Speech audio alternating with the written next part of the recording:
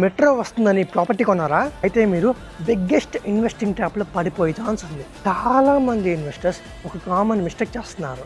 Metro announcement వచ్చిందంటే property prices double triple అవుతాయి అనుకుంటున్నారు. కానీ రియాలిటీ ఏంటంటే మెట్రో వచ్చిన ఏరియాస్లో కూడా రిటర్న్స్ చాలా యావరేజ్గానే ఉన్నాయి. ఎందుకంటే మెట్రో ఒక్కటే అప్రిషియేషన్ని క్రియేట్ చేయదు. మెట్రో స్టేషన్ పక్కన డిమాండ్ ఉండాలి, జాబ్స్ రావాలి, కమర్షియల్ స్పేసెస్ డెవలప్ అవ్వాలి, schools, hospitals, retail activity increase అవ్వాలి.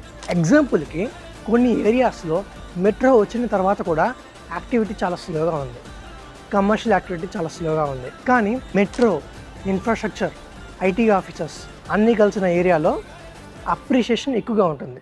స్మార్ట్ ఇన్వెస్టర్స్ కేవలం మెట్రోనే కాదు, మెట్రోతో పాటు వచ్చే future demand like infrastructure development, IT parks, IT officers, commercial activity, population movement అన్నిటినీ ట్రాక్ చేస్తారు.